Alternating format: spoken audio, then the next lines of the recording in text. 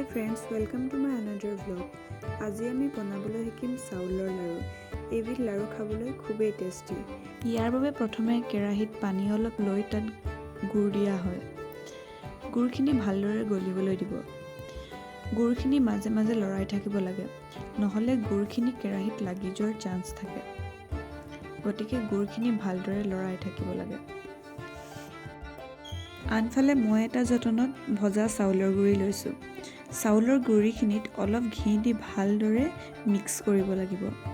তাৰ পাছত আমি তাত ড্ৰাই ফ্ৰুটছ এড কৰিব লাগিব।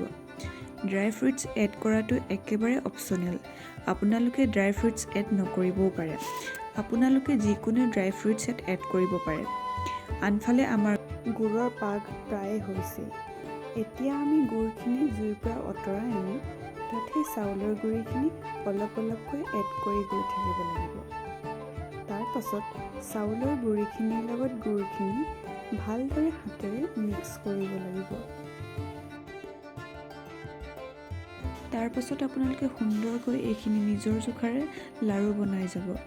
আপোনালোকে চাউলৰ গুড়িখিনিত অলপমান ভজা মেথিৰ গুড়িও এড কৰিব পাৰে। তেতিয়া খাবলৈ খুবেই টেষ্টি হয় আৰু এইখিনি স্বাস্থ্যৰ বাবেও ভাল। যিহেতু মেথিৰ গুটিয়ে গা গৰম ৰাখে, শীতকালৰ বাবে ই এক অতি ভাল উপযোগী ৰেচিপি বুলি ক'ব পৰা যায়। তেন্তে আজিলৈ ইমানেই আছিল। আপোনালোকে যদি মোৰ ভিডিঅ'টো চাই ভাল পালে তেন্তে লাইক, শ্বেয়াৰ, ছাবস্ক্ৰাইব কৰি দিব। আজিলৈ ইমানেই আছিল। লগ পাম আপোনালোকক পুনৰ নতুন এটি ভিডিঅ'ৰ সৈতে। নমস্কাৰ।